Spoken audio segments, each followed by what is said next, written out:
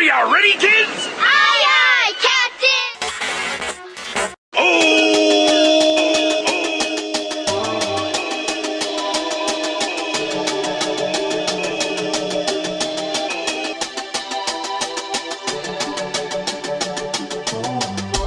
If we expect them to be winners, they will be winners. So you don't know. That's the catch. You don't know what side you're gonna get, so you have to be prepared for both sides.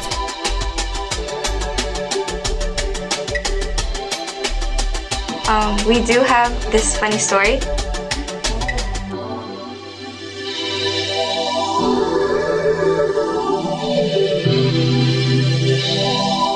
The students had initiative. It was fun because I got to meet new people.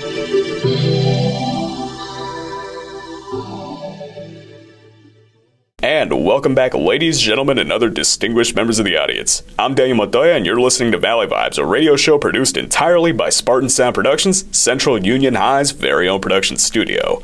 This week's episode of Valley Vibes is dedicated to the migrant debate and speech teams of the Central Union High School District. Now, for those of you not in the know, our migrant debate team recently went out and scored first place in a county-wide competition organized by the Imperial County Office of Education to help migrant students compete in debate and speech. So we're very proud of them. But we're not just going to be taking a look at the debate program. We're also going to be taking a look at the speech portion. We're going to have the second and third place winners read out on air for your listening pleasure. But for now, we have Emily Cuevas and Jose Vasquez Jr. to talk about being on the Central Migrant Speech Team. So, take it away, people. All right, Jose, so we're here to talk about the Migrant Speech and Debate competition. How long have you been in Migrant Speech and Debate? Well, I've only experienced migrant speech and debate for a short time. I've actually started my junior year. I wasn't aware that there was this tournament going on. I was approached by Mr. Agundes and told me about this competition, Migrant Speech and Debate, where students wrote a speech about topics that are relevant, and they competed against other schools, and I was kind of interested and decided to partake on the tournament. That's good. I really enjoyed it. I've been doing Migrant Speech and Debate for 9 years, so I don't know, it was pretty fun. At first, I thought it was like something that I could just do, for fun. But then I realized, I first started when I was in third grade. So when I was in third grade, I was writing these complex speeches. And then once I hit fifth grade at school, that's when I realized the difference that speech and debate did for me educationally, because I was writing argumentative essays so quickly, and already in the third grade, when that's something that fifth graders do. I remember I was in fifth grade and we were barely learning how to write an argumentative essay, and I was like, wait, hold on, I've already learned this with speech and debate. And it was just funny seeing the difference that speech and debate did to someone. I don't know if that makes sense. I feel like my English and my writing got a lot better. Yeah, it's actually quite interesting for me that you said that you've been 9 years, and I have a question for you. For you, have you ever noticed your writing or your speech evolving throughout the years? Maybe the difference between third and fifth, that you talked this way or you wrote this certain way, and then maybe through middle school you started changing, and how did your writing skills or your speech evolve throughout the years? I feel like it definitely changed, and it definitely determined how I talked. I mean, I do talk differently than how I write, but when I write, I feel like I write very professionally, I guess, if that's a certain way. I've had teachers come up to me after writing an essay and they're like, you copied and pasted this. And I was like, no, that's my writing. And they just don't understand that I've been writing very professionally since the third grade because of speech and debate. And I think it really does set my writing aside from others, or at least it helped me get a little boost, because I feel like English is one of my strongest classes that I take in school. So yeah, I feel like it really helped me. And also, I think not only did it help me how to write, but it also helped me how to talk. I remember I was pretty shy my first few years, but after my second year, I was capable of speaking up in a crowded room and like presenting my speech, and it kind of like got over my stage fright, which helped me a lot, like with life, kind of. Honestly, I was more assured of myself, and I was pretty confident in myself. So I think it helped a lot. I resonate a lot with the speaking aspect of speech, because my first language is definitely Spanish, and I struggle sometimes with some words, or I feel like I can't say them correctly, and I guess speech also has helped me with that, at least for the 2 years I've had it. Making me like speak more clear. I kind of speak very fast sometimes, so I guess it has helped me, speaking slow, just hitting the words correctly. So I guess the speaking aspect, I've kind of resonate with you. I think also what speech has helped me is my writing skills, because I'm not very good in English. Like, I think my strong skills are definitely more math and science, and for me, like speech has like made me like think differently of how to write, maybe changing my claims, or I think evidence is kind of interesting because it also helps you with where you get your evidence from. Like for your evidence, it has to be a reliable source. You just can't get it from like, Wikipedia, or something like .com. It kind of like helps you identify what sources you need to use and what sources are reliable. So I think it's kind of like a benefit from speech. Yeah, I have younger cousins, and I always encourage them to join speech and debate, because I think it just helps you overall. Like it helps you with your literature and the way you pronounce and speak.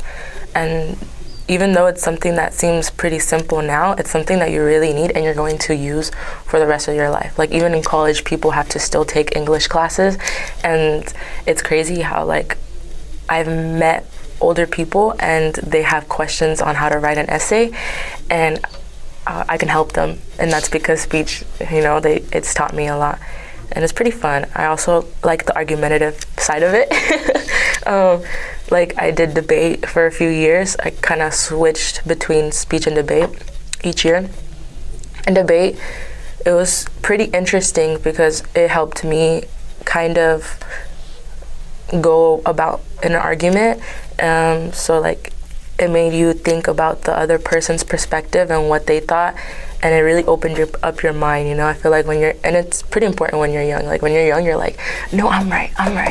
But like speech and debate taught me as a young kid that like you're not always right. There's other reasons to the other side, and it makes you think, about the other person. And so you have to learn that when you have to argue in a side. So I really liked it. It's pretty fun. Have you ever done debate, or would you just do speech? I've never done debate, but I've Mr. Gunas had an argument. That tournament was pretty fun, but I would like to do debate.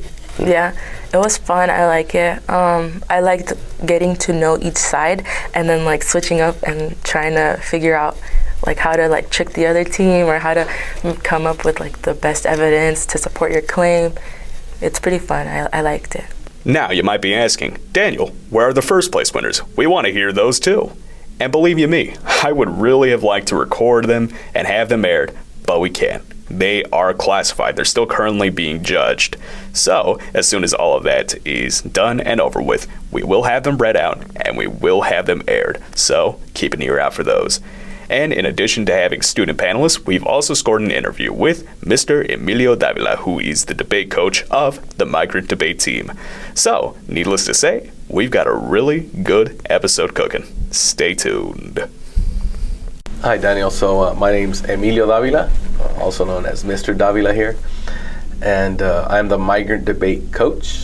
So as far as the debate program, I got involved with it about 13 years ago.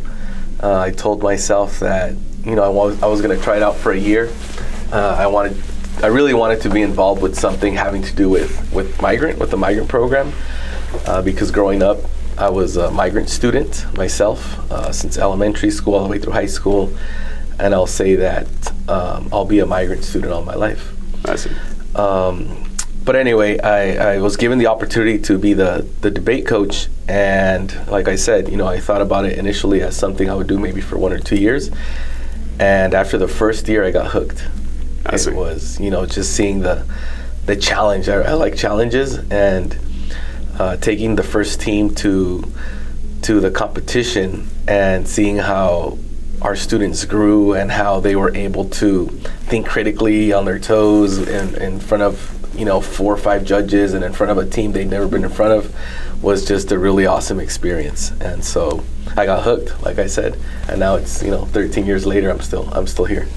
I see. So what do you think is the importance of debate? I think debate gives students those critical thinking skills, where you've prepared for a month, 2 months for this competition by doing your research, writing your introductions, preparing with questions. And then once you're there at the debate, students are given a topic or a perspective of their topic that they've never thought about. Right. And they're in that moment, they have to think critically and look at their resources and whatever they've researched to prepare for this event and have something to answer to the other team. And that's a neat experience, especially when you're there as a coach, kind of just listening in and hoping they'll have an answer or they'll have a rebuttal for the other team. And then all of a sudden they come up with something a lot better than you imagined. I see. And I can definitely imagine the importance of critical thinking, not just here, but in the real world. Yeah, in the real world, problem solving, it's something that I tell all of my classes that it's a very important skill to have. Don't just wait around for things to happen. Try to figure it out, right? Try to figure it out on your own. And so seeing that in the moment, especially when you work with a student that maybe was really quiet at the beginning, was kind of embarrassed of asking questions, and all of a sudden they're flourishing and you see them up there by themselves at a podium asking the opposing team a good question or answering a good question or coming up with a great rebuttal is just, as an advisor, it's an awesome experience. Yeah, definitely a point of pride, I would imagine. It is. To my understanding, we had a competition here in the county among every other high school with the Migrant debate program, and it turns out that Central came out on top. So could you tell us a little bit about that? So we did have our debate competition, I think it was a couple weeks ago, maybe about 3 weeks ago. Right. And for the debate team for Central, we got first place. Okay, could you tell us something about that? So it was an interesting year. Right. Just matching up with schedules, some students are involved in other activities, sports, they have to go to tutoring, and so just finding the right dates where we could meet as a team to practice together, that was a challenge. But as we prepared for the debate, I did notice that the students had initiative. They started doing their research, they started reading the material that I would provide, and then finding their own resources. And I thought, we have a chance if we practice.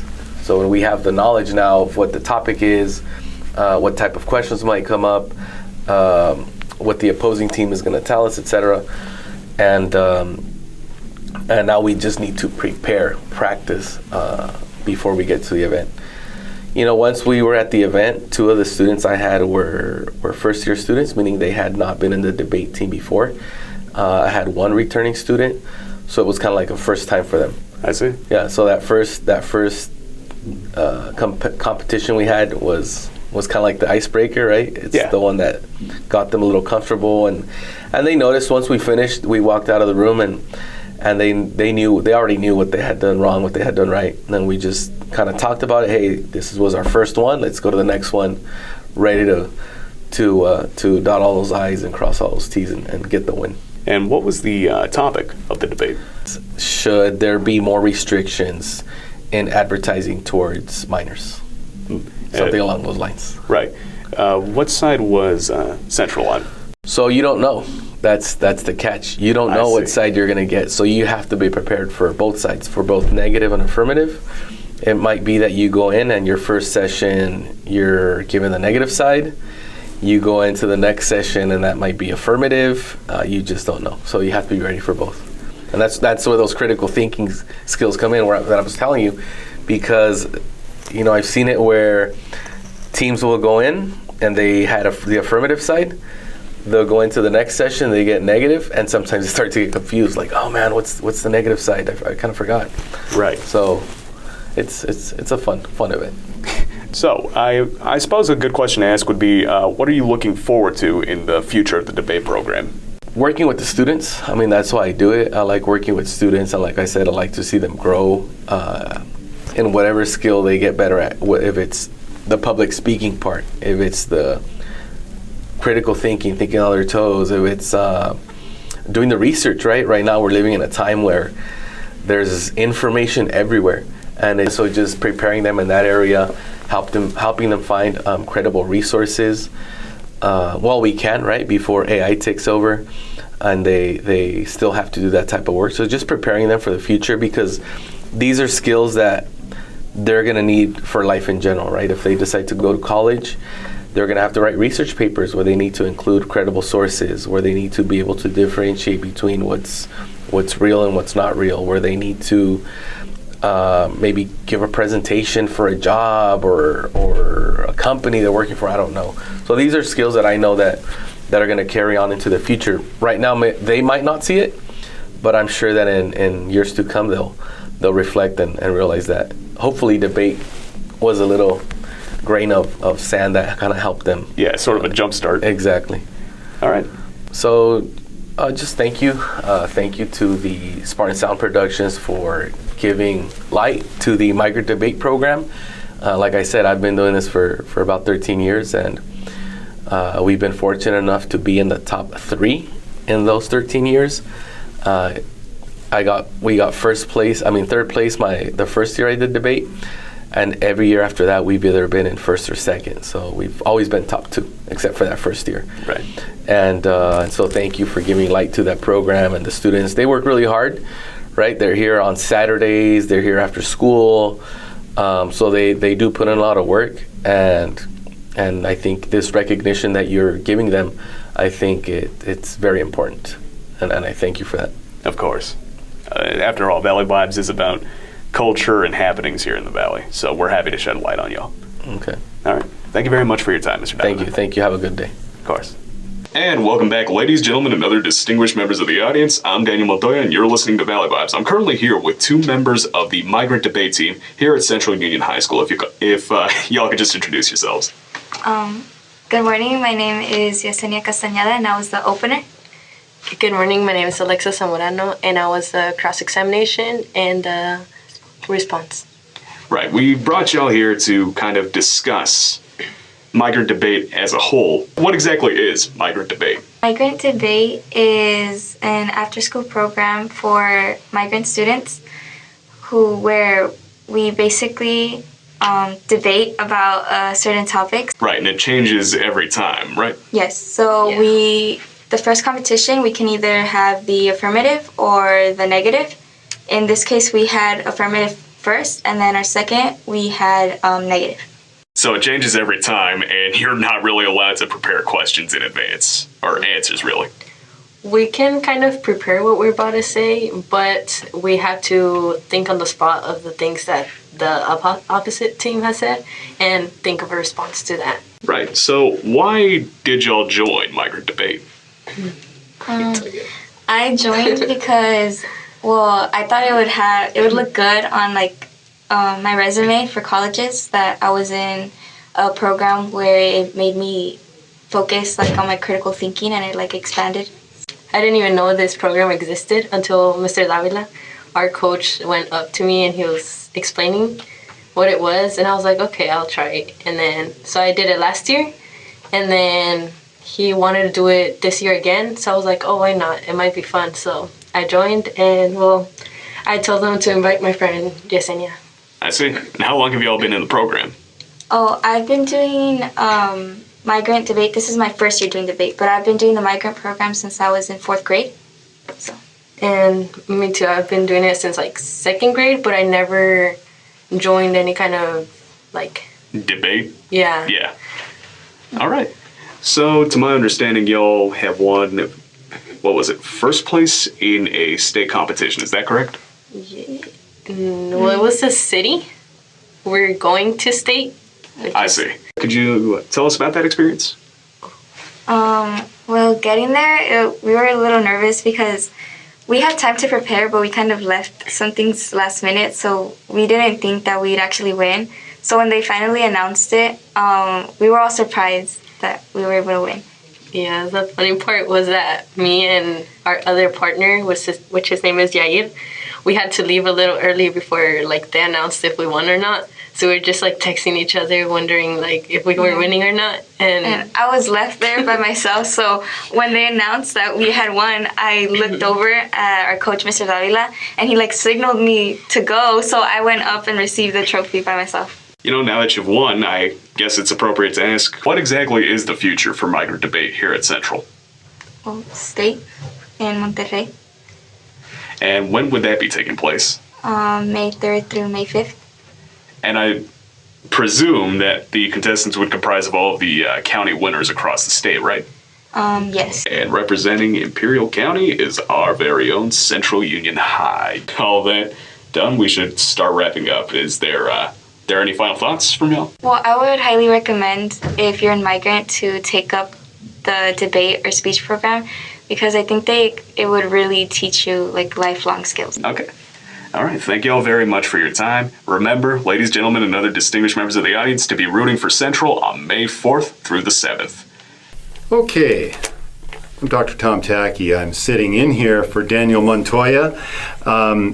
With me, I have Ms. Leonor Felix and Mr. David Rosas, both with the Migrant Program speech and debate programs.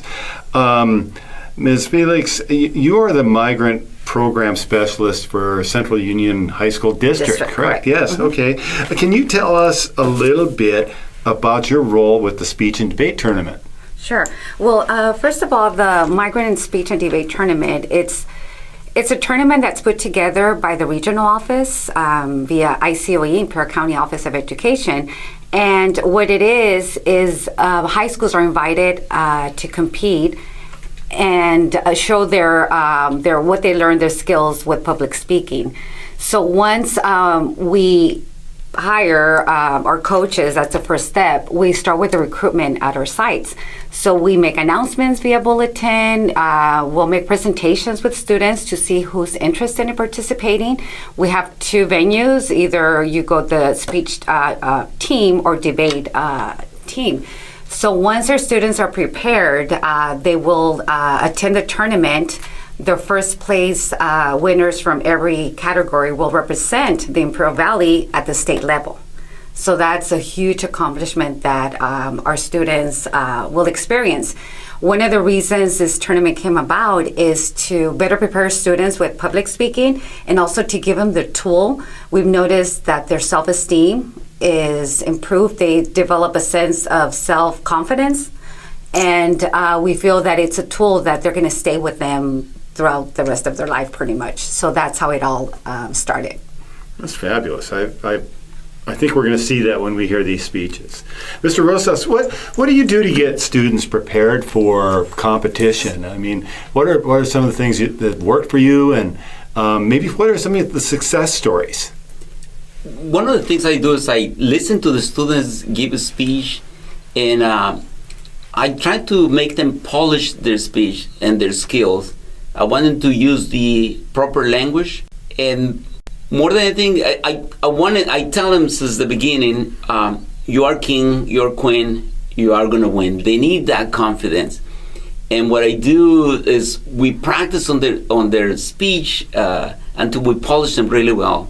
A lot of people do not realize how much time the students put into those speeches.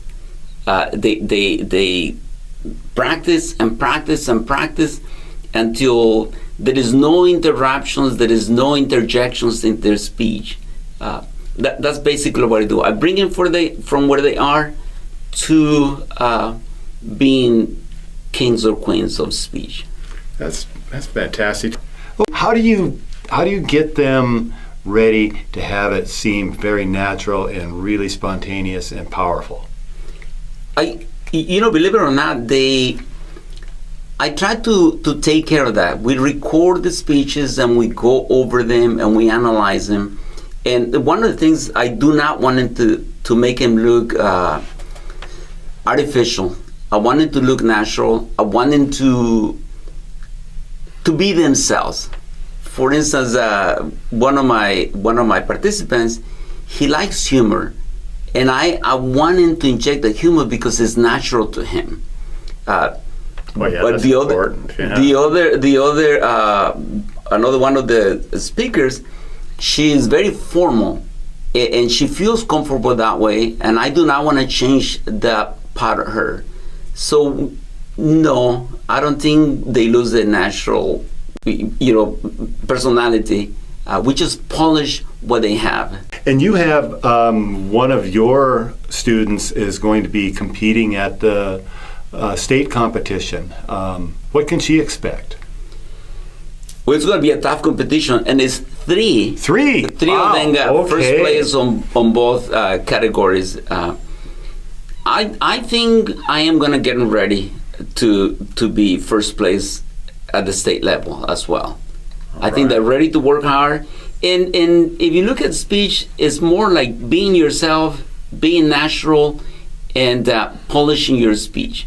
And it's almost like acting, but it's still living your natural personality. And that's my aim. That's my goal. And that's great, because I agree with you. I think that we really should try to bring home that first place thing, because the Valley is often just overlooked, and we have such high quality programs and great students, and I think we're starting to get noticed. So I really appreciate you coming in. Anything you want to say in closing? Yes, I do. Thank you for the invitation, and thank you for showcasing. I agree with you. I mean, the Imperial Valley has so much talent that it's an honor to be here, and also an honor to have our students be part of this showcase. And so we thank you for that. Thank you for having us. Thank you. Thank you. All right, I'm sitting here with Alexis Cervantes, who won second place in prepared speech with her, speech, I suppose, on student-teacher relationships and their effects on learning. So, Alexis, if you could introduce yourself. Hello, my name is Alexis Cervantes. I'm in 9th grade at Central Union High School. All right, and we brought you here to read out your speech. So, go ahead. Stand and Deliver is a 1988 coming-of-age movie based on a true story of mathematics high school teacher Jaime Escalante, who for years empowered his students at Garfield High School in East LA to excel on the AP Calculus exam and thus earn college credits while in high school. The foundation of his accomplishments, you might ask? Building personal connections with his students and demonstrating to them that he was invested in their success. It is quite clear that strong student-teacher relationships certainly influence student learning and personal development by 1. Motivating students to do better in academics, 2. Providing guidance and support for them, and 3. Helping them improve their social skills. To begin, strong student-teacher relationships motivate students to do better in academics. Students are often more willing to do better and to do more in class if they feel emotionally supported. The American Psychological Association reported that 5th graders who attended math classrooms with higher emotional support were willing to exert more effort to understand the math lessons. They enjoyed thinking about and solving problems in math and were more willing to help peers learn new concepts. Because of the students' increased engagement and effort, this could lead to a new passion for a subject that students have never before even taken into consideration as a career option. The importance of math especially should be accounted for. In the world that we are living in, many jobs now center around science, technology, and engineering. Math is one of the key components in all of these careers. Math in particular is one of the most disliked subjects by many kids. It's either a hit or miss with students. But as shown in the research by American Psychological Association, strong student-teacher relationships can increase students' engagement. This opens new doors for students to explore and be able to figure out what they would like to do in life.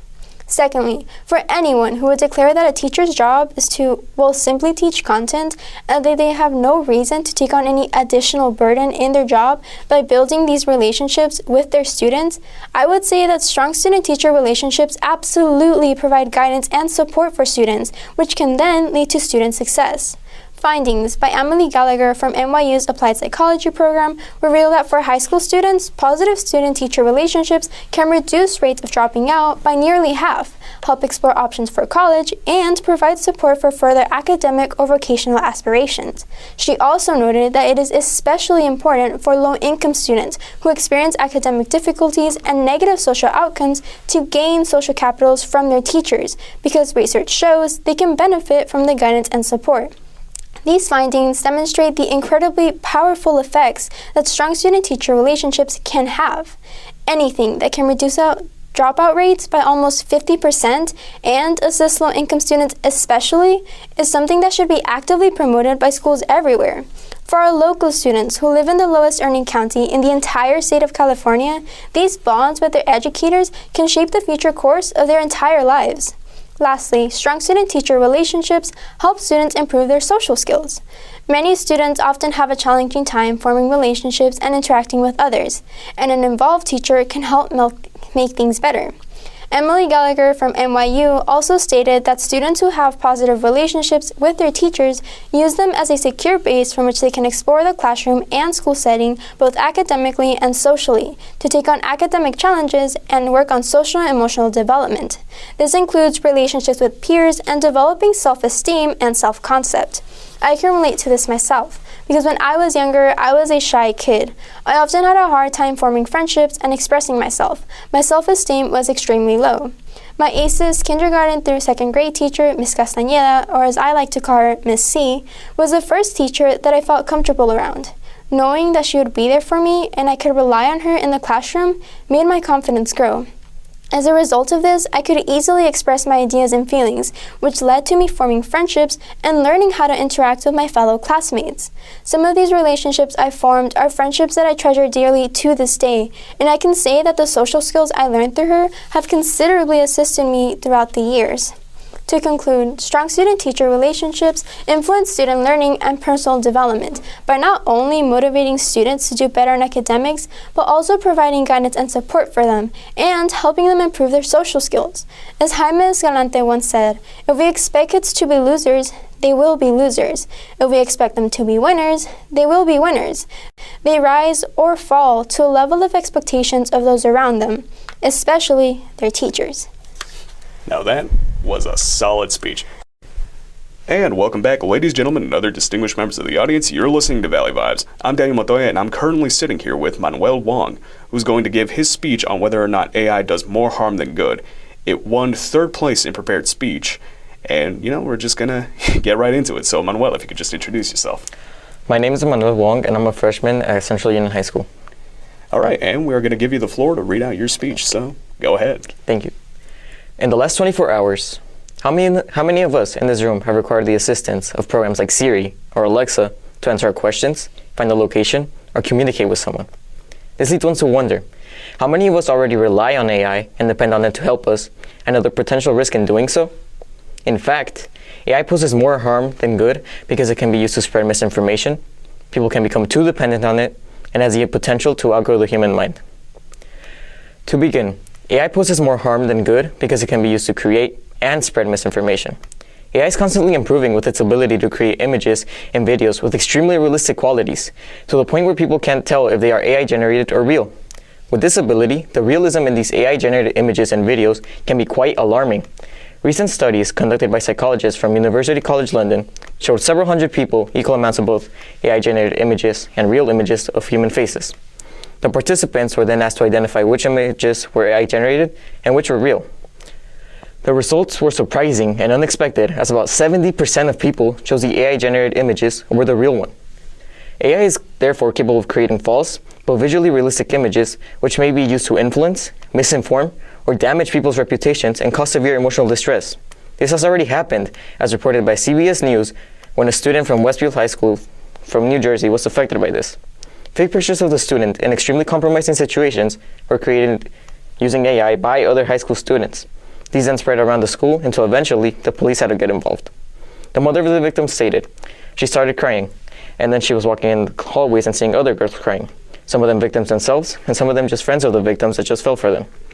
The fact that this was caused by high school students shows how easy it is for just about anybody to create false images with an extreme level of realism, which could cause harm for many. Secondly, AI poses more harm than good to us because it can make people rely on it. And as it completes more and more of our mundane tasks, we'll continue to use it more and more. This dependence may cause a problem for people, as Eugenia Rowe, a professor at Virginia Tech, stated. With the power of LLMs, large language models, comes the inherent challenge of managing our reliance on them. There's a potential risk of diminishing critical thinking skills if users depend too heavily on AI-generated content without scrutiny. I have personally seen this happen in my English class when one of my friends was introduced to AI and overused it. My friend became too reliant on it and used it for almost every assignment because of his laziness or difficulty of the assignment.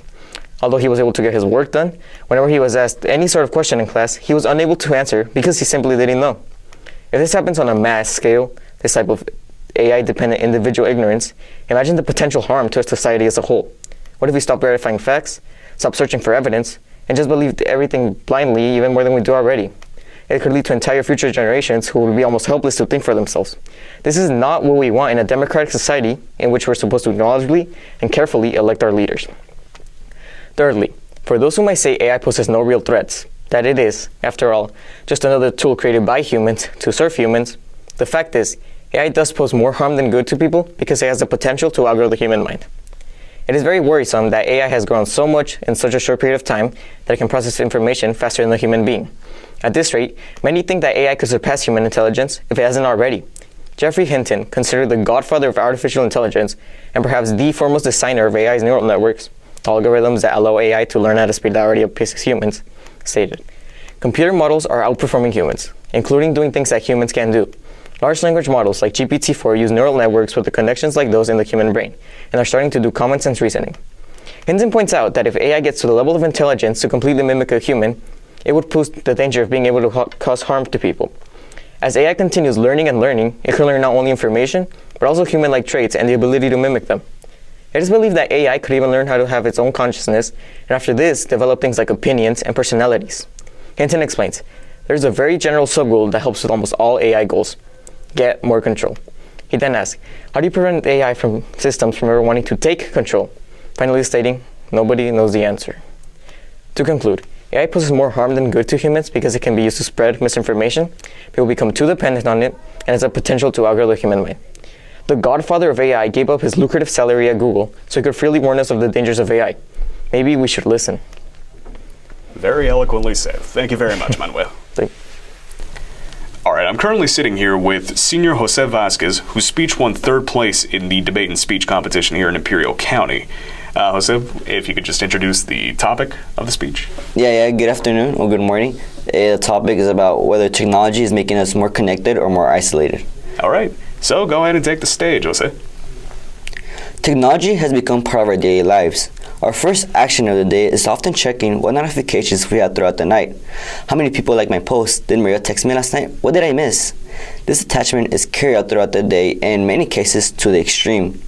Technology's effects have changed our lifestyles and have led us to become more isolated due to children's alarmingly high levels of screen time, corporations shifting to remote work settings, and society preferring virtual over physical interactions.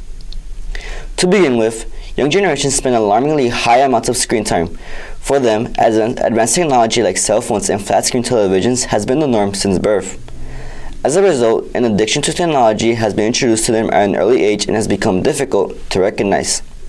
The CDC, Centers for Disease Control and Prevention, helps us understand the severity of the problem through statistics. On average, kids ages 8 to 18 spend around 7.5 hours a day on screen, adding up to 114 full days of screen time per year. Through the introduction of technology, children have become more isolated and have lost plenty of valuable time. Time children can spend on physical activities, socializing with their friends, and forming bonds with those close to them. Additionally, if we also consider other variables like the amount of time we spend sleeping, working, eating, etc., how much time do we in reality spend socializing and connecting with others? The answer is not enough, mainly due to the time spent living through screens. Secondly, companies are shifting to virtual work settings, causing significantly detrimental effects on their employees. For companies, diminishing human interaction and replacing with computers and artificial intelligence is a sign of progress, advancement, and profit. These technological advancements aim to accommodate, in reality achieve nothing more than isolating us from others. Suppose companies continue to pursue the system where humans stay isolated from each other daily. What is impeding? In the near future, could humans routinely live without a single human interaction? A future that seems dystopian is actually occurring now. In the United States, according to the U.S. Bureau of Labor Statistics, 1 in every 5 workers works remotely. This percentage is predicted to increase, and according to Upwork, a company with an online platform that connects businesses with freelancers, 32.6 million Americans will work remotely by 2025. Through a remote work setting, employees' mental well-being is significantly affected. According to Neil Greenberg, a professor of occupational psychiatry at King's College London, working remotely causes a higher risk of depression, loneliness being a contributing factor, and a greater tendency to work while ill, which could also increase depressive symptoms. A remote work setting not only isolates us physically, but also has a significant toll on our mental health, an effect that we could all relate to due to the pandemic. During the pandemic, we were forced into this isolated environment, where a sense of loneliness, stress, and disconnection was felt. Fortunately, the pandemic has ended and the need for remote work settings should as well. For most, some of our closest friends are found in the workplace, and for others who live alone, it's where they get most of their socialization. Human interaction and bonding are the costs we've paid for advanced technology. Daily occupations and tasks are some of the few moments of the day when we can socialize with other human beings. We are losing this with technology. Lastly, technology has affected how we choose to communicate. There are those who say that the option to communicate technologically over long distances is progress. However, it has also reduced close-range communication and the resulting social interactions. When presented with the option of interacting with a friend online or physically, most choose to communicate virtually. Aaron Smith, director of data labs at the Pew Research Center, helps illustrate this issue through his study. His study found that cell owners between the ages of 18 and 24 exchange an average of 110 messages on a normal day. Although technology allows us to connect in a way, it attempts to replace physical social interaction. How many of those conversations could have been done physically? Could that conversation with your friend have been done hanging out at the park instead of through a computer? Physical interactions is one of the many things that has been affected by technology. Finally, this speech doesn't advocate for an end to all advancements in technology. Instead, I ask for the developers to take in mind and integrate human interaction and socialization when developing technology. Social interactions and emotions differentiate us from other beings. They make us human, and we're losing our very humanity with the advancement of technology. Quoting the renowned physicist Albert Einstein, it has become appealingly obvious that our technology has exceeded our humanity. Very well said, Jose. Thank you for your time. Thanks for your time. And here we have Emily Cuevas with her speech, The Roles of a Teacher, which earned second place in prepared speech. So, take the stage. All right. I'd like for you to allow yourself to look back and think about one educator that has positively impacted you. Can you think of one? Now, I'd like for you to think of an educator who may not have impacted you, maybe in a negative way. Can you think of one? Chances are that you had an easier time answering the second question than the first. If not, then you find yourself on the better end of the spectrum. However, the same cannot be said for all students. An educator's goal is to positively impact as many students, leaving them better than they were before entering their classroom. This is why strong student-teacher relationships are substantial, because they influence student learning and personal development. This is done by, number 1, creating a trusting learning environment. Number 2, it fosters a dynamic between student and teachers that encourages students to work towards their educational goals. And lastly, it allows room for mentorship to form, leading to personal development for students. One way student-teacher relationships influence student learning and personal development is by creating a trusting environment. According to a Harvard professor, Amy Edmondson, she states, "When I can give trust to students, they learn to trust my guidance. When my students fall short or make a mistake, there is a culture of trust that helps everyone move and keep trying." Similarly, at Central Union High School, you can clearly point out the teachers who have established the trusting relationship between their students. They are typically those teachers involved in student extracurricular activities or clubs. There are the teachers that students go to whenever they need help because they aren't afraid to ask. They know that they will achieve good advice. However, as sad as it may be, this isn't the case for every school. There are occasional teachers that students particularly don't trust because they leave students feeling bad about themselves for not understanding the content of the lessons. This is why it is important for teachers to establish a strong student-teacher relationship as it develops and trusts a Do you want to start over for that one? Yeah, you can roll it back. Okay. So this is the second paragraph, starting again. So one way student-teacher relationships influence learning and personal development is by creating a trusting environment. According to a Harvard professor, Amy Edmondson, she states, "When I can give trust to students, they learn to trust my guidance. When my students fall short or make a mistake, there is a culture of trust that helps everyone move and keep trying." Similarly, at Central Union High School, you can clearly point out the teachers who have established a trusting relationship with their students. These teachers are typically the ones involved in student extracurricular activities or clubs. They are the teachers that students go to whenever they need help, because they aren't afraid to ask them and they know that they will achieve good advice. However, as sad as it may be, this isn't the case for every school. There are occasional teachers that students particularly don't trust because they leave students feeling bad about themselves for not understanding the content of the lesson. This is why it is important for teachers to establish a strong student-teacher relationship, as it develops trust and generates an environment free of criticism. By doing this, students will be influenced to learn more. Many may claim that a strong student-teacher relationship is irrelevant with the educational process. However, this is far from correct. It is significantly important for teachers to obtain a good relationship among students, as it encourages students to work towards their educational goals. According to the American Psychological Association, students who have a close, positive, and supportive relationship with their teachers are likely to trust their teacher more, show more engagement in learning, behave better in class, and achieve higher levels academically. This is true. If you think about it from our perspective, students are required to sit at a desk for 8 hours a day, thus making it difficult to find motivation to stay on task. However, as a student, you are encouraged to listen to the lecture if you have an established relationship with the teacher. After all, don't we all listen to those who we trust and respect? By establishing a strong student-teacher relationship, students are more likely to actively participate in class and overall improve academic performance. The third way student-teacher relationships influence student learning and personal development is by generating a mentorship between students and teachers. Growing up, there wasn't many adult figures to look up to, but I knew I could always turn to my teachers for guidance and advice. One specific educator, my elementary school teacher, Mrs. Studer, is my mentor. Her techniques as an educator were very impactful. She didn't do anything differently to the curriculum. It was her actions as a teacher that made her stand out. She had a deeper connection with all of her students. Her classroom was a safe place where students can go to and achieve good advice.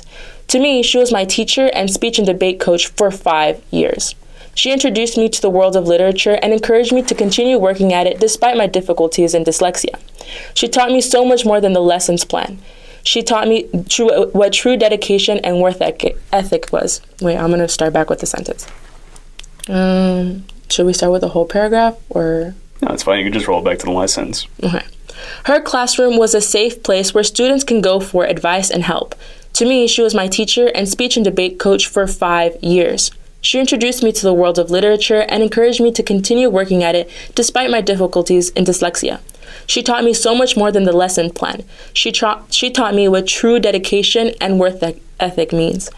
Today marks my 9th and final year participating in the Migrant speech and debate program. Looking back now, I know that I would not be standing here today if it wasn't for my mentor, Mrs. Studer. Because of her guidance and mentorship, I developed a passion for speech and debate. I gained enough confidence to reach for my ambitious educational goals, such as applying to 8 universities. I continued speech and debate throughout high school and even joined the mock trial team. I took my education more seriously, and I have her constant guidance and encouragement to thank. Even now, as she is retired, she continues to give her wisdom. That is the impact that a mentorship between a teacher can have on a student. In conclusion, a strong student-teacher relationship is critically important as it influences student learning and personal development by, number 1, creating a trusting learning environment. Number 2, it fosters a dynamic between student and teacher that encourages students to work towards their educational goals. And lastly, it allows room for mentorship to form, leading to personal development for the student. So to all the Mrs. Studers of the world, thank you for your dedication and know that your work is immensely valued. Your impact lives on vicariously through each and one of your students. Thank you. Very eloquently said, very thought-provoking. Shout-outs to Mrs. Tudor. This program was produced and brought to you by SpartanSound Productions. Special thanks to our guests, Mr. Emilio Davila, Ms. Leonor Felix, Mr. David Rosas, and student competitors Yahir Aguirre, Yesenia Castañeda, Alexa Cervantes, Emily Cuevas, Emmanuel Wong, Jose Vasquez Jr., Alexa Zamorano. We'd also like to recognize our production team, Daniel Montoya and Soren Dorantes, Dr. Thomas Tacky, creator and director of SpartanSound Productions, the administration of Central Union High School, and the Central Union High School District, and Mr. Javier Frembres and Power 98 for hosting us, and to you, the listeners.